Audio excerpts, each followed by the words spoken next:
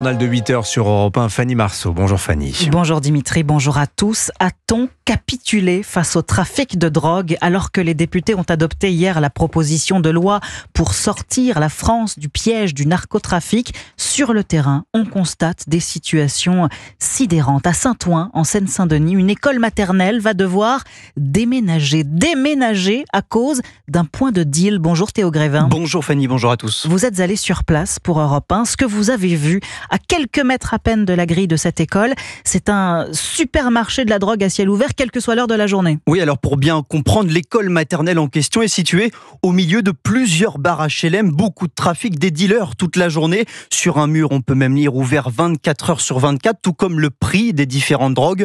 Les parents passent devant les guetteurs à toute allure et la cour de l'établissement scolaire est carrément utilisée comme lieu de stockage pour la drogue, explique ce père de famille au micro d'Europe 1. Moi, ma fille a retrouvé un sachet. On parle de sachets avec de la cocaïne, donc c'est un pouce dans la bouche et vite arrivé après avoir cru que c'était du sucre. C'est aussi des jets de projectiles contre des fenêtres. C'est un climat qui est pas normal pour une école.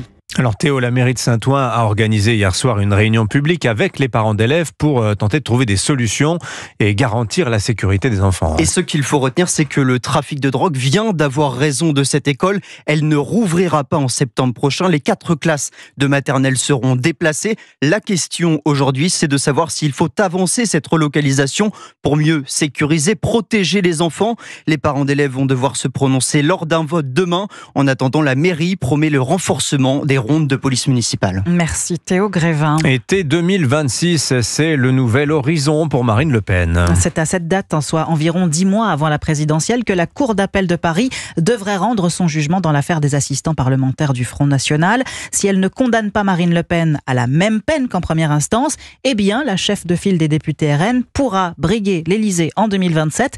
Une nouvelle qui réjouit le ministre de l'Intérieur Bruno Retailleau. Ce que je souhaite, c'est qu'elle puisse être jugée en appel le plus vite possible. Je me suis réjoui d'ailleurs de voir ce communiqué selon lequel elle pourrait avoir cette seconde instance.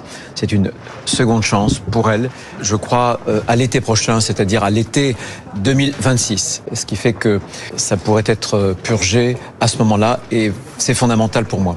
Bruno Retailleau hier à Maisons-Alfort dans le Val-de-Marne. Alors en attendant cette échéance, Marine Le Pen organise sa riposte. Et ce matin dans Le Parisien, aujourd'hui en France, la triple candidate à la présidentielle n'en démord pas. Je suis candidate à la présidentielle, déclare-t-elle, soulignant sa motivation d'airain de granit à obtenir justice coûte que coûte. Alexandre Chauveau. Passé la sidération, Marine Le Pen repart au combat. La présidente des députés RN se dit très satisfaite de pouvoir se défendre à nouveau d'ici l'été 2026 et veut voir dans cette accélération du calendrier, je cite, le trouble qu'a créé le jugement. Pas question à ce stade d'envisager un plan B pour la présidentielle. Exit donc Jordan Bardella.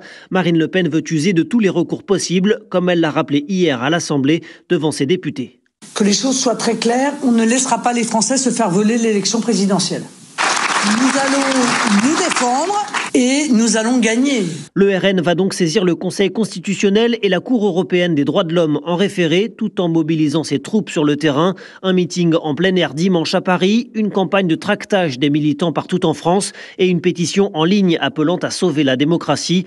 L'injustice m'a toujours motivé, confie Marine Le Pen aux Parisiens. Quand elle est commise par la justice, cela me donne une motivation de granit, ajoute-t-elle. Manière d'envoyer un signal clair à ceux qui doutent de sa détermination. Alexandre Chauveau du service politique d'Europe 1. Vous écoutez Europe 1 matin, il est 8h05. Serait-ce une pause dans l'éternelle brouille entre Paris et Alger? Depuis lundi, on observe les prémices d'une réconciliation. Et le coup de fil entre Emmanuel Macron et Abdelmadjid Tebboune, suivi d'un communiqué commun, était un premier pas. La coopération policière et migratoire va désormais reprendre. William Molinier, que signifie exactement cette reprise des échanges entre la France et l'Algérie ?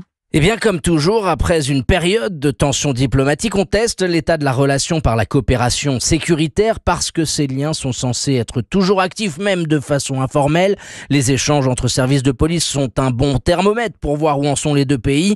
Paris et Alger ont acté la reprise des contacts entre les préfectures françaises et les consulats algériens. En clair, la place Beauvau va pouvoir à nouveau tenter d'expulser des Algériens considérés comme dangereux et visés par des OQTF.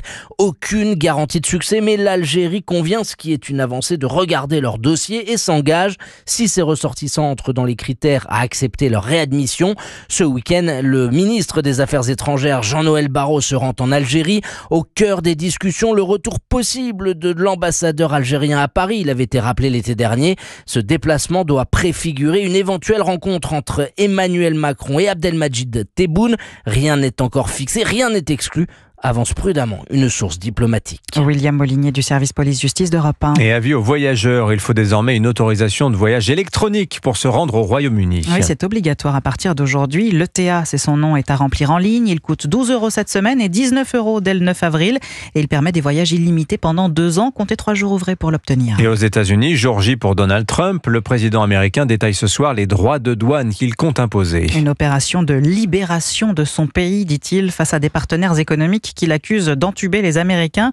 Aurélien Fleureau, dans le viseur de Donald Trump, notamment les voitures importées aux États-Unis, plus 25% de taxes.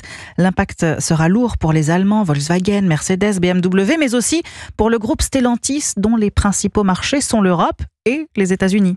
Oui, selon les prévisions de la banque d'investissement Jefferies, l'impact des droits de douane pourrait drastiquement faire chuter les bénéfices du groupe, moins 75%. Alors pourquoi un tel impact ? Parce que le groupe est très fort sur le marché américain avec ses marques Chrysler, Ram ou Dodge, mais presque 2/3 des voitures vendues sont importées du Mexique, du Canada et même d'Europe pour certains modèles de Jeep ou d'Alfa Romeo. Stellantis n'aura donc pas d'autre choix que de rapatrier une partie de sa production aux États-Unis. Leurs usines américaines sont sous-employées, donc la montée en cadence est possible. Premier gage donné à Donald Trump, John Elkann, le patron par intérim, avait déjà annoncé la réouverture d'une usine dans l'Illinois. Aurélien Fleureau du service économie d'Europe 1. Et dans ce contexte économique tendu et incertain, le refuge, c'est toujours l'or. Ouais, le cours de l'or explose depuis plusieurs mois et vous êtes de plus en plus nombreux à en profiter pour vendre vos bijoux. De l'or contre de l'argent. Reportage à Toulouse du correspondant d'Europe 1, Charles Lhuillier. Dans cette boutique, située en plein cœur d'une galerie commerciale, la fréquentation, qui avait déjà doublé en 2 ans, connaît une nouvelle augmentation depuis un mois. Julie, 38 ans, mère de famille, soumet de vieux bijoux à l'œil aiguisé de Vladimir. J'ai retrouvé une bague. Là, c'est une alliance. Et là, c'était la chevalière de mon grand-père. Effectivement, c'est le moment. Nous sommes aujourd'hui à 50 € du gramme. Je vais vous faire une estimation de suite. Une expertise à la loupe, suivie d'une pesée. En 10 minutes, l'affaire est conclue. Là, vous avez 36 grammes 21 et je vais vous proposer 1765 € par chèque bancaire. D'accord ? Il y a 2 ans, Julie n'en aurait même pas obtenu 1000 €. C'est donc cet effet d'aubaine qui attire à la boutique et encore plus ces dernières semaines. Les gens ont besoin d'argent, ont besoin de finir le mois et le cours fait que, voilà, on a tendance à voir tout âge, du jeune au moins jeune, et le cours risque de continuer à monter. Un contexte qui oblige à une sécurité maximale autour de ces boutiques. Preuve en est, il y a 3 jours, dans le département voisin, un camion contenant des lingots d'or a été volé. Il appartenait à un transporteur d'objets d'art. Toulouse, Charles Lhuillier, Europe 1. Et puis on a appris ce matin la mort de l'acteur Val Kilmer d'une pneumonie. Il incarnait le Batman Forever de 1995, le Jim Morrison de The Doors en 1991, révélé dans Top Gun aux côtés de Tom Cruise en 86. Val Kilmer a tutoyé les étoiles. Sa dernière apparition au cinéma, c'était en 2022 dans Top Gun Maverick. Comme pour boucler la boucle, il avait seulement 65 ans. Merci Fanny Marceau, c'était votre journal. Dans un instant, Marion Maréchal est l'invitée de Sonia Mabrouk sur Europe 1.